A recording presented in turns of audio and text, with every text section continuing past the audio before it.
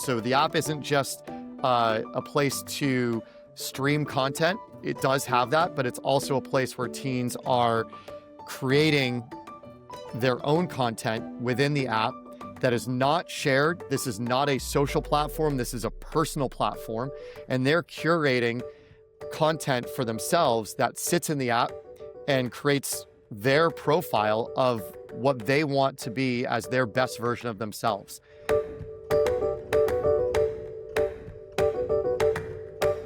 Hello, welcome to EdTech Leaders. Today we have Evren Gunduz, the CEO of Enjoy Life Education. Welcome, Evren.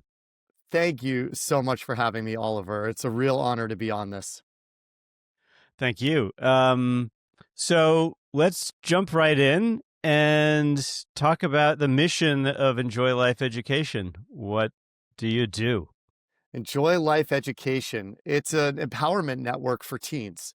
And through that network, our mission is to empower teens to become the best version of themselves possible, to become positive leaders to themselves and others. And what we're really focused on is giving teens the tools to discover the two very important things that they need to figure out to become a thriving adult. And that is to figure out their identity, who they are, and their purpose, their belonging in the world. Those are two really big questions. They're massive. And how much time do you have to figure that out? Oh, well, in our big summer camp, we have 6 days to do that. Oh, that's easy. Simple. Yeah. And we've got a couple other programs that we run for teens. We have a good array of programs now, but the summer, we call it the Enjoy Life Academy. That's the one where we get really in depth and we try to figure all that out in 6 days and 5 nights of living on a college campus together. That's a tall order. Where do you begin? Oh, gosh, it's really just right off the bat. It's just getting the teens first out of their comfort zone. I think if we're going to do this big work to expand their understanding of who they are and who they want to be, we got to get them out of their comfort zone, and we need to get them vulnerable, and we need to get them having the courage to just dig into who they are and do that without the fear of judgment, because the teens arrive on campus with us and the very first thing that we notice is they've got a huge wall up to not wanting to share all parts of who they are. They just want to share things that they think others will approve of or appreciate. And really the big work of identity development is sharing all parts of you, the good, the bad, the ugly, every life experience, all your triumphs as well as your challenges. And so we just get to work on day one of just breaking down those comfort zones. How do you do that on the first day? Oh, day one. It starts with a lot of low risk team building activities, get to know you stuff, simple questions, a lot of like, what are your favorites? And we start with softballs. We throw in favorite ice cream flavors, favorite places to go on vacation. Where do you like to go to unwind? What's something that continually challenges you every day of your life, the small challenges? What's a habit that you love that you have each day? What's a habit you wish you could break every day? Who's one of the most trusted friends in your life? I mean, we go through lists and lists of questions and get these students to start talking. The number one thing that starts breaking down those comfort zones and expanding those comfort zones and breaking down those walls is getting the students to just start telling their story. And we start with the low risk questions. And as the day goes on, we just gradually increase that little by little. And they're making connections with other people as well. So I think the very cool part of the program is that all of our staff members are homegrown. They have to have gone through the program themselves as teenagers in order to be hired for staff. And the teens start opening up with these simple to complex questions on day one, and they realize right away, no one's judging me here. I'm starting to tell a lot about my life, and everyone here, staff mostly, like they model it, but they realize no one's judging me. No one's having an opinion on what I'm saying. Everyone's just starting to accept me for who I am. And that's the groundwork for the rest of the week. Once we start getting students to feel like they are celebrated for who they are and that it's a safe place to be exactly who they want to be, then we can start to really unlock the good stuff about saying, all right, what do you want to fill your identity with? What do you want to explore for your purpose in life? And how do we turn that into leading yourself better? And then how do we turn that into leading other people? We'll come back to that, but tell me about yourself. How did you get into this? Oh, the origin story is an It's a interesting one. pretty amazing origin story, so go for it. It all started, all of this whole thing, Enjoy Life, started way back when I was an undergrad at UMass Amherst. And I went to UMass. It was an easy college decision for me. I was lucky to go to college. I had two parents that were educators in their career. My mom was a kindergarten teacher. My dad was a high school math and technology teacher. They both went to UMass. Both my older brothers then followed in their footsteps to go to UMass, and then it was my turn to go to UMass. And when I showed up on campus, I was a trumpet player, and I'll tell you, I was a pretty good trumpet player. Coming out of the smallest high school in the state of Massachusetts, I was also the only trumpet player. So I felt like I had a lot of talent because there wasn't a big pool. My graduating class from Hopedale had 68 kids in it.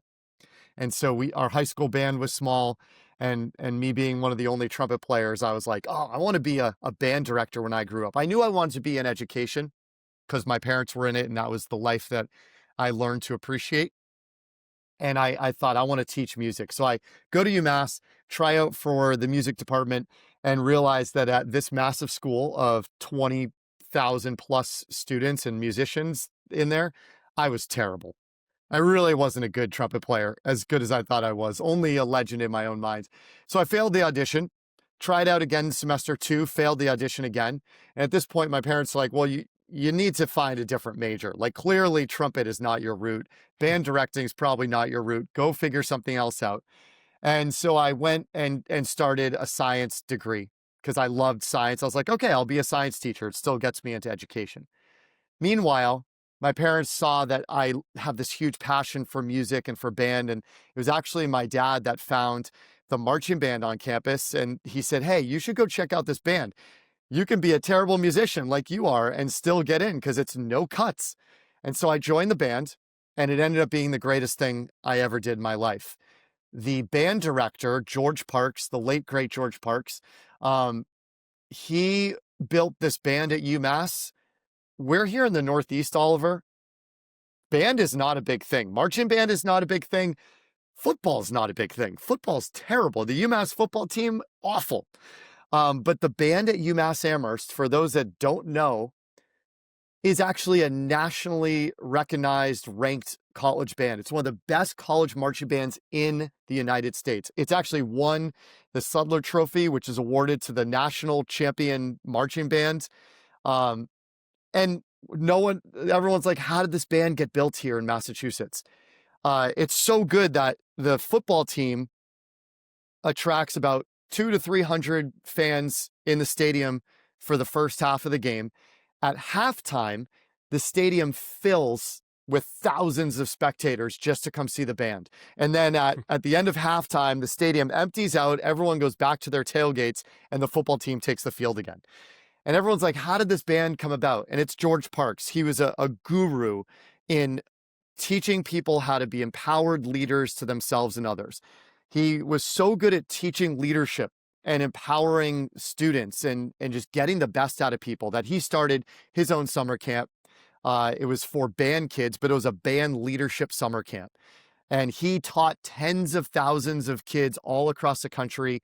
He toured all over the country, held these summer camps at college campuses. And his philosophy is like, look, I want to build the best band in the country, but I know we're not going to get the best musicians at UMass Amherst. So I'm going to have to build the band with A+ people instead, because I know I'm only going to get like C+ to be musicians. So he's like, but I can do that. I can build a band if I train the people to be A+ people, even if they don't have the musical ability, like this guy right here. So I learned a ton, Oliver. And every time he did a session in leadership training or something about our own personal empowerment or work ethic or goal setting or daily habits, I was just taking notes. I loved it. I ate it up. And that became the first curriculum of Enjoy Life. That's an amazing way to get into leadership. First of all, your dad says, "Try this because you suck at." You're not going to make it as a musician, You're not Evren. going to make it as a musician, and that leads to a transformation in your life. Your dad's clearly a great leader. Clearly, my mom and dad, great leaders, very supportive, also very realistic parents. They Yeah. they told me the cold hard truth. And uh, a band made of people who maybe couldn't get into the music program, many of them. Yeah. And somehow, how did you do as a band in the years that you were there? We did exceptionally well. My freshman year, we were accepted to be one of the bands that marched in the 2001 presidential inauguration for George Bush. So we went down and marched in that prestigious event. My sophomore year, we were chosen to go to the National Band Exposition and be the feature band, and that was on the Indianapolis Colts Stadium field. My sophomore year, we were chosen to be the halftime show of the Canadian Super Bowl. The Canadian National Football League had their Super Bowl, and they chose the UMass band to be their halftime performer. So we went up to Canada. And so my years in the band were just filled with some unbelievable opportunities, and the band was a monster band. It was pushing 400 members every single year. Incredible. What's the key? What are some of the keys to what you learned in the band and that you brought with you as you later taught leadership? The first one off the bat is attitude. I mean, George Parks preached attitude and focusing on things in your life that you can control. His big thing is we could sit around at these rehearsals and complain about the weather and the field conditions and you name it, and how we got tons of homework and we got to sit through a 2-hour band rehearsal. Um, his big thing, he's like, we could go through these rehearsals and we could just go through the motions because we're not really grateful for the opportunity we have. We're not really focused on it. Our brain is elsewhere. But he preached positive attitude, gratitude, focusing on your controllables, making the most of every single moment of your life. Realizing that like every day is an opportunity to become a better version of yourself. And that was the foundation of his teaching. Like, it doesn't sound like leadership, but if everyone locks into that mindset, it made our rehearsals just they were on fire. I mean, people would come and watch our band's rehearsals and see what we were doing just as like people would come from all over campus to just sit and watch the rehearsals because they sounded incredible because every member of that band was putting in their best effort every moment. And we were doing that because he made us realize how cool of an opportunity it was to be in this band. He made us realize that the band is only as good as the effort we put in. And he used to preach what you put in is what you get out. And those are the big foundational messages that I took away from him. It's like you have a choice every moment of your life of how much you're putting into your moments. And people that are going to be ultra successful in life are the ones that are choosing to put their best effort even into the seemingly mundane moments and make the most of those moments and have a positive attitude and go into it with gratitude and never complain about your opportunities because everything is a gift. That really was the core of it all. And then everything else was just built little by little on top of that core message he delivered.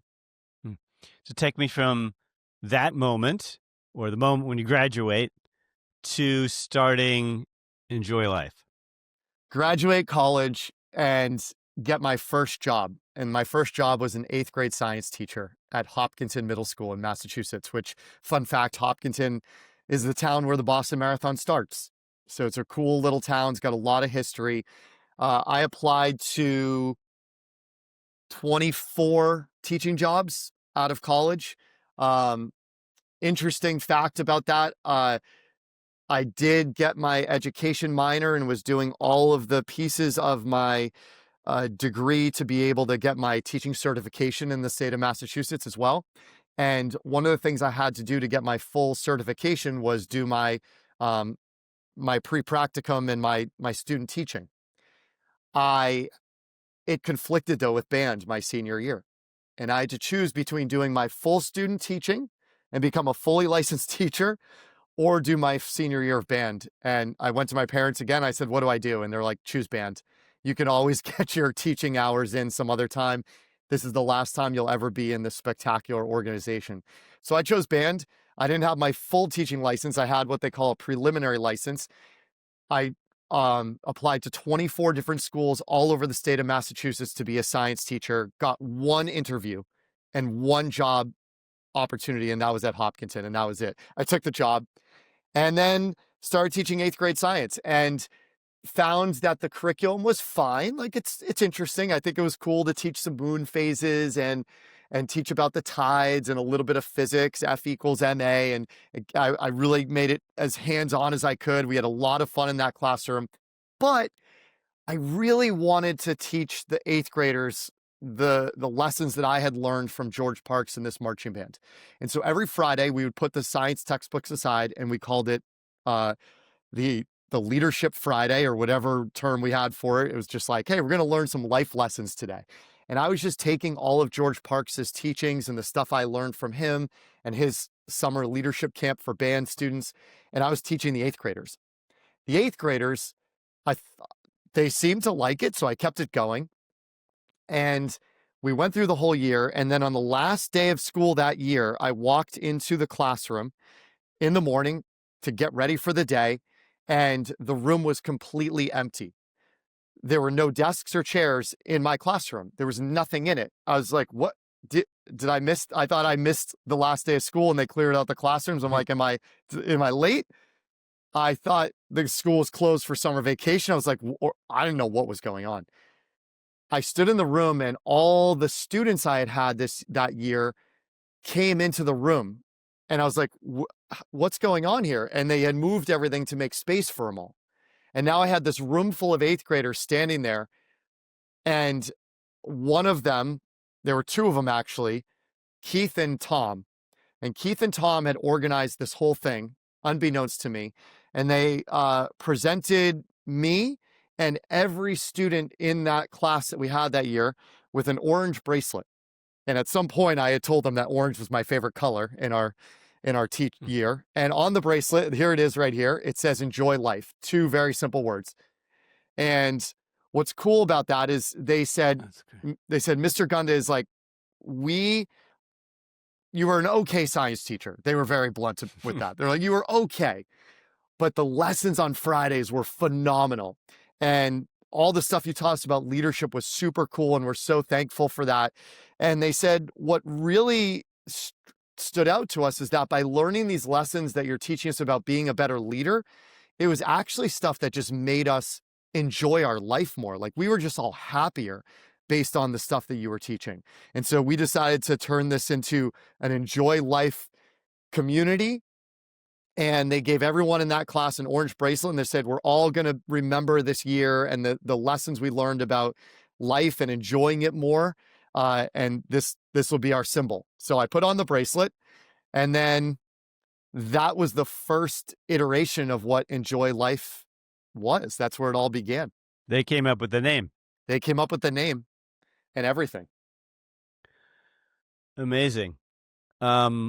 So you're still teaching science. I mean, you didn't get fired for not teaching science on Fridays. I barely kept my job. I held on. I held on, and I was assigned a teacher mentor, Mrs. Brooks. She was amazing. And she got me, she like mentored me and observed me so I could get my full teaching license after that. So I completed that and kept teaching science. And then at some point you started a company. So how did that happen? Yeah. So what happened was the students, that first eighth grade class went on to high school, and a couple of them were like, hey, are you going to do these lessons with the next group of eighth graders? And I was like, should I? And they're like, oh yeah, for sure.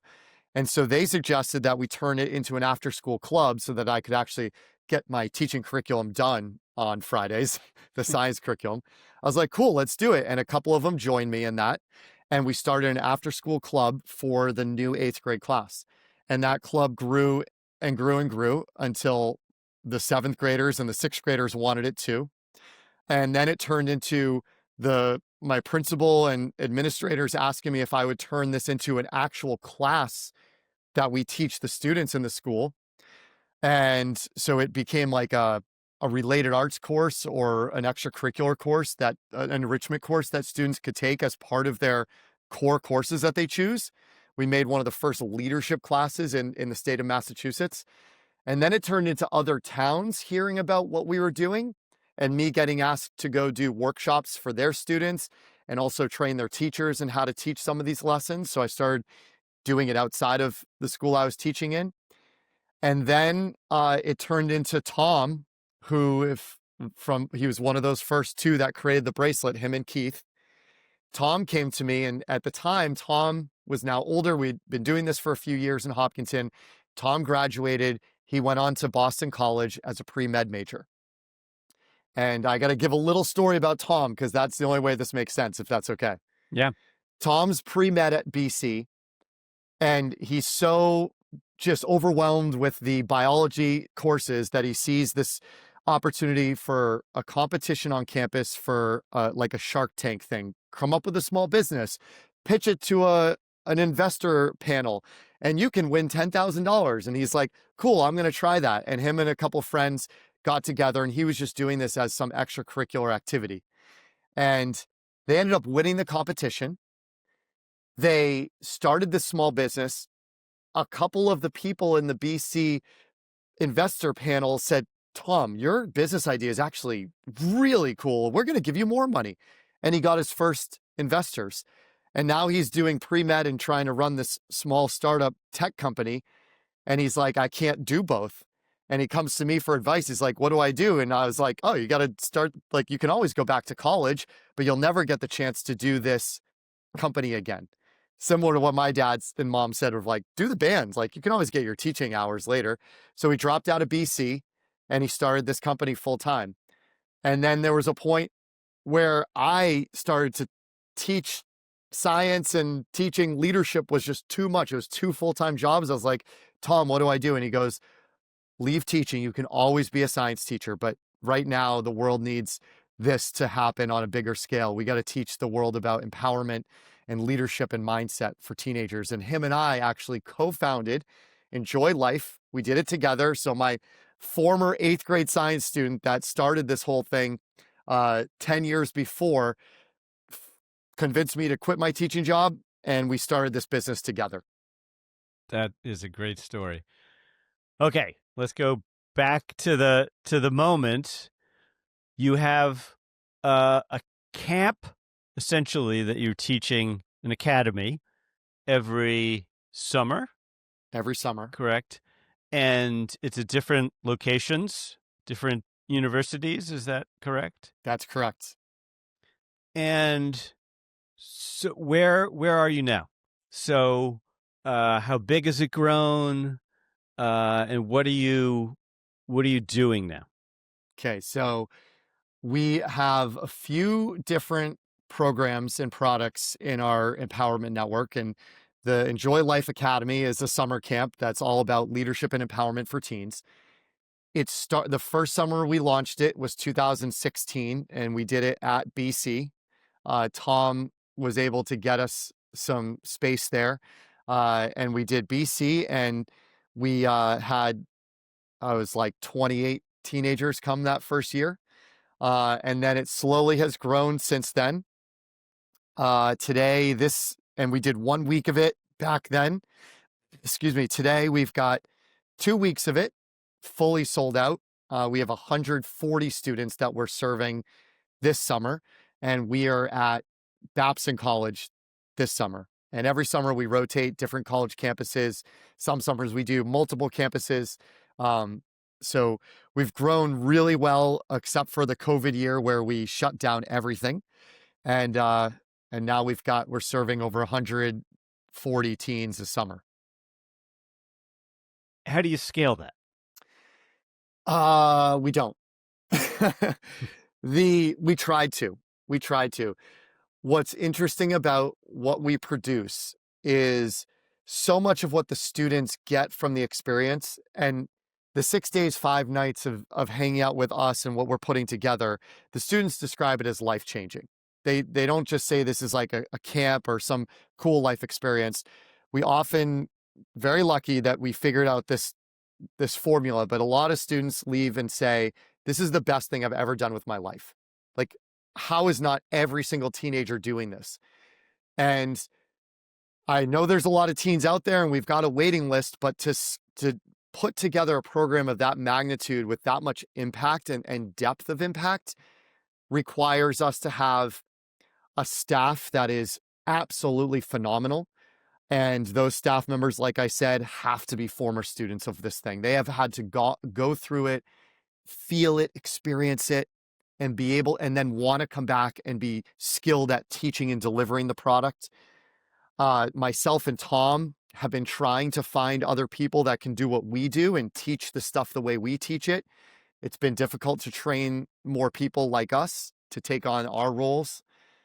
And just the care that we take for the students, like we cap it at 70 teenagers a week because we want every student to get this like individual life altering experience. And we got to get to know the students in order to do that. If we did this for 200 teenagers or more, it wouldn't have the same personal impact. And we're really going for big, deep impact. So scaling this thing, we thought we were going to try it and that was going to be the model for the business. And we realized, you know what? This Enjoy Life Academy is just going to have to exist the way it is for a select group of teens that really want some immersive experience in their own personal identity and purpose transformation. And that's just the way it's going to be. I think what we could do is maybe get another week or two squeezed in the summer. But for now, we're pretty much at capacity based on the quality of the staff that we hire, because it's just the best of the best of the best, and just making sure that every teenager comes out of it saying, this completely changed me. So we've got the academy. We can't scale that thing. So you're probably wondering, well, what's next for the business then?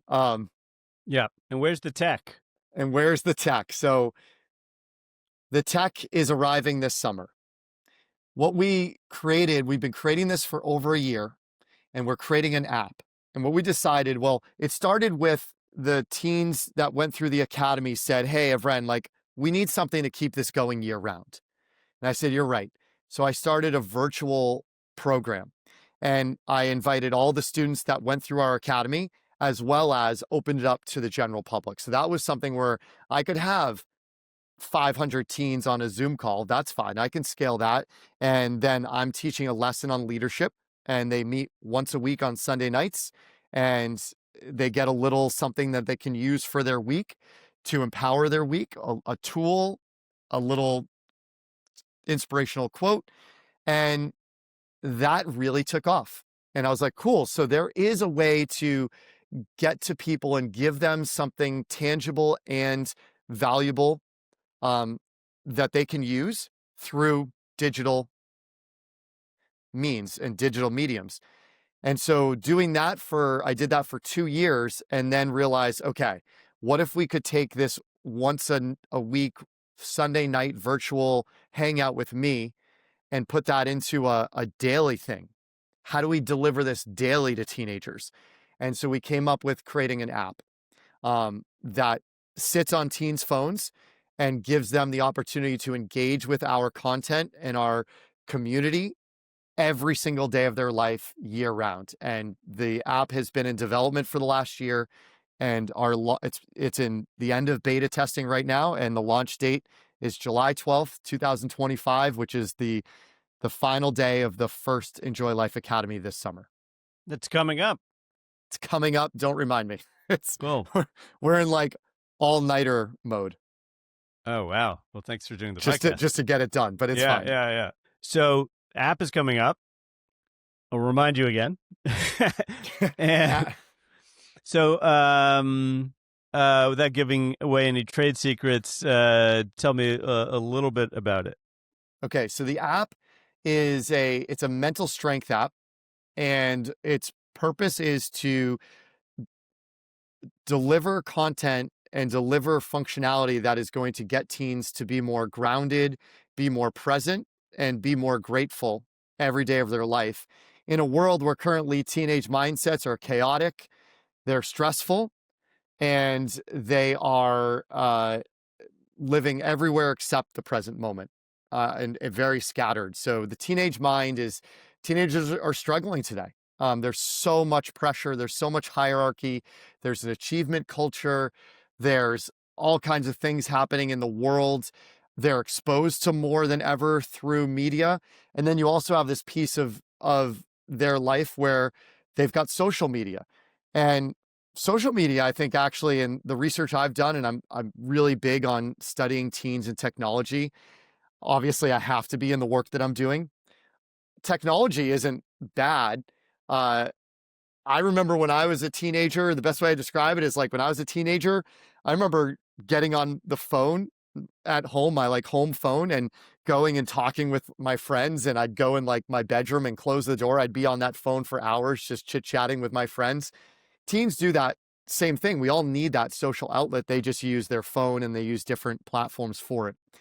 But the tough thing about social media for the teen mind is just the fact that they are getting too much information of other people's lives through their social networks, and that is inhibiting the creation of their own identity and their own purpose. So their brain is in a constant state of multitasking, and it's also in a constant state of like, I should be a certain way based on what I'm seeing someone else be online.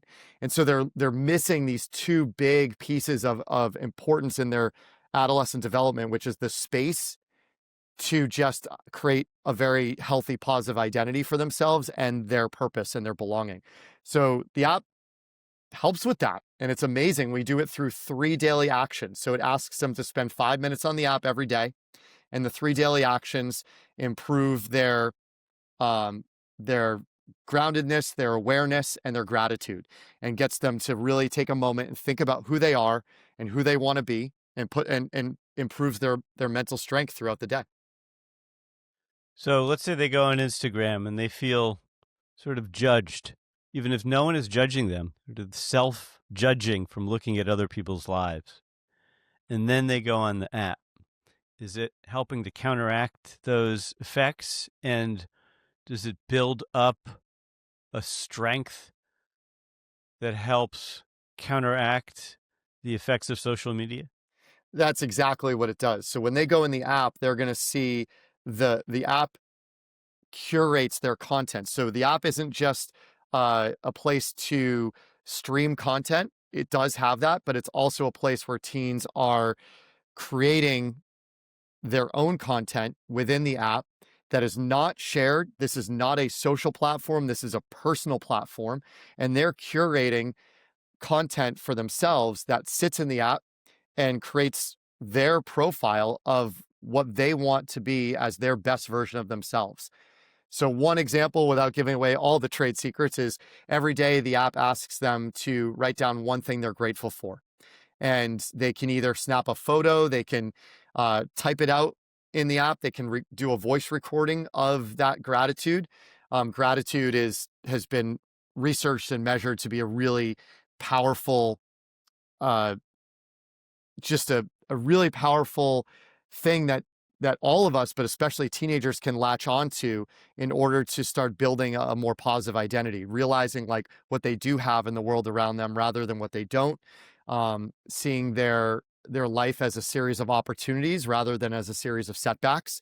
And so the app will then store all of their gratitude data, and it will filter it for them, and it starts to create it spits back a profile of like what what are they trending toward in their gratitude? Like, what kinds of things are they grateful for?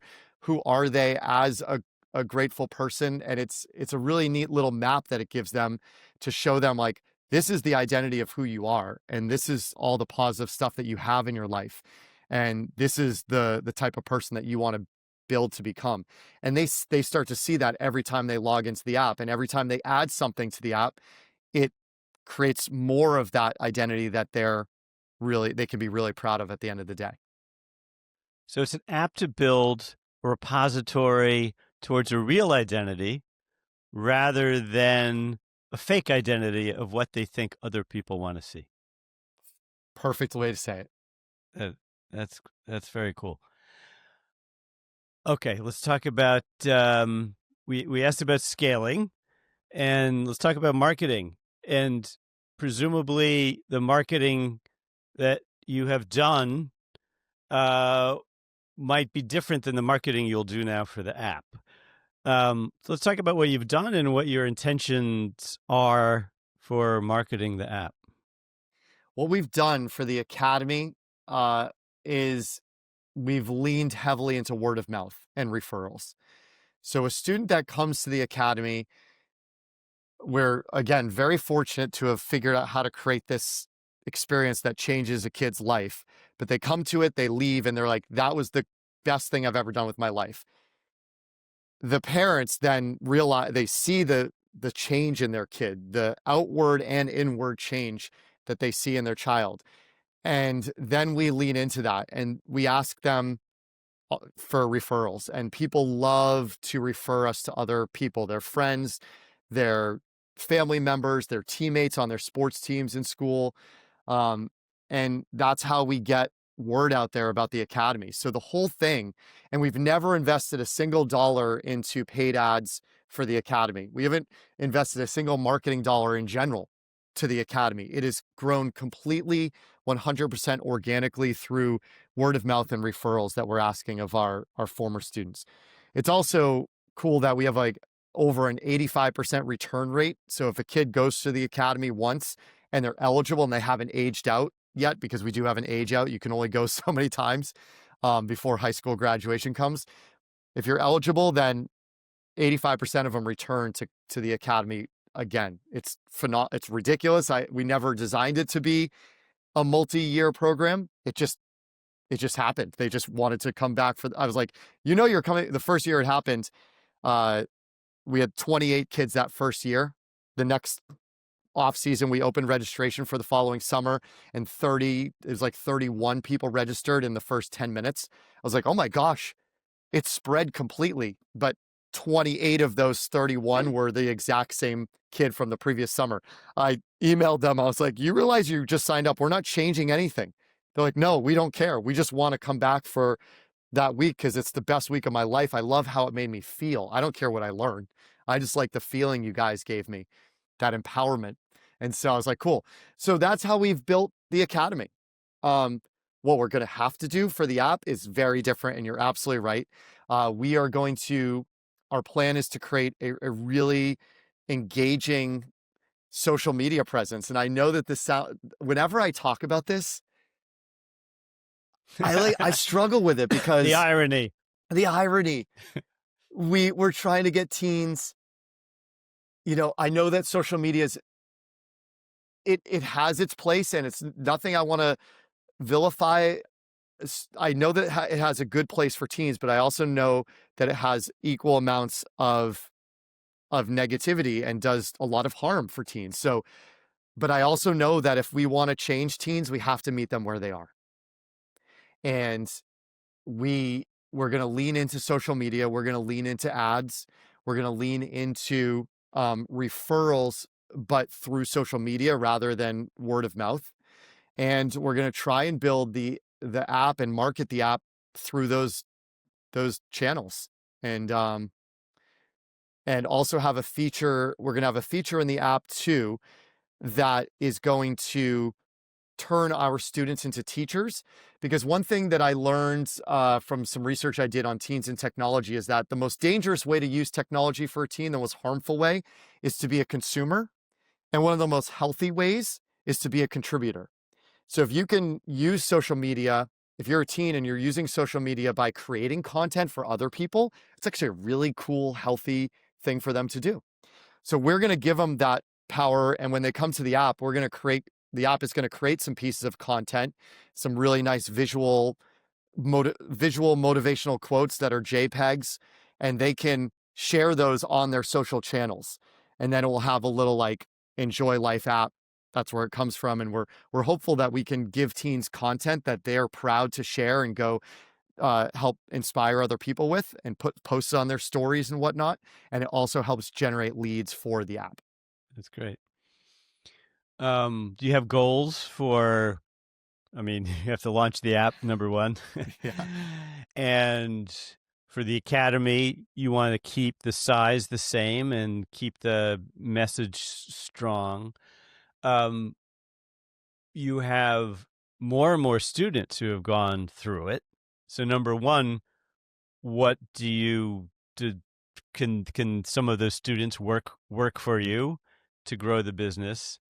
And what are your goals for the app? What are your goals in terms of how much you want to grow?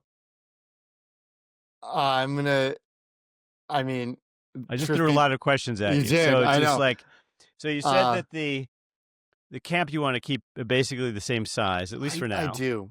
I do. I want to keep it the same size because I never want that impact to be less than what I've seen it have already. Maybe we can, I don't think we're ever going to stop working on trying to scale it. We'll always keep trying. So I never want to say never. I think for now, while we have this app and we're going to start to put effort into the app and scaling that, we're going to keep the academy the same size for now. And then at some point, we're going to continue to work on, can we recreate this academy and this model and get this out there to more college campuses and train a staff that can do it effectively. And we'll keep working on that. The app, I have huge aspirations for because based on everything that I've done in my career, all the research I've done, and the way we're designing this, I think this can be in the hands of millions. I think this is an app that can actually have huge impact on a person's life. It's a daily habit, and there's nothing more powerful than our daily habits. To take it all the way back to George Parks, one of his famous quotes was, "First you make your habits, then your habits make you." And what our app is designed to do is create a 5-minute, very positive and impactful habit for the teens to do every day through these actions. And I'd like to get this in the hands of many teens. I think it can be in the hands of teens through their family, having a family subscription to it and them buying a subscription to it. I think it could be in the hands where one of our plans is to have schools buy a license to it, a certain number of licenses, and they have the app installed on teens' phones and devices and give it to their teens. I think it'd be great for athletes. So as one of my side projects, I love to coach. I'm a high school soccer coach. I think this app and the things it's having you do to enhance and strengthen your mindset would be phenomenal for a student athlete, and the pressures that they feel. And so I could see us licensing this to athletic programs and colleges, and having it go out to student athletes in those mediums. So I'm seeing this on a very big scale, and being a tool for that could help a lot of people, which is our main goal. Thank you. So if someone wants to find out about the academy or the app, where do they go? They go to enjoylifeacademy.org. You could also go to enjoylifeeducation.org, but both of them will take you to the same place. And right now we're working mainly off of the academy because that's our main program. So enjoylifeacademy.org will give you everything you need. You can find us on Instagram at enjoylifeeducation. And same with TikTok at enjoylifeeducation.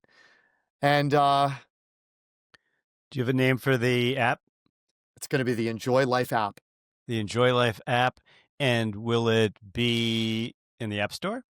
It will be. It will be in the Google Play Store, the Apple Store. It will be called the Enjoy Life app, and you'll be able to download it starting, fingers crossed, July 12th, 2025 is our projected launch date. Okay. If I don't hit that projected launch date, please nobody fault me for that. We'll get it out Well, soon after. lots of comments on this podcast. Well, you better But get back to work. I know. Thank you so much for joining us today. Hey, it's my pleasure. I really value the conversations that you're having. I think this is a really cool space that you're interested in, and I'm really honored to be a part of this. Thank you so much for having me.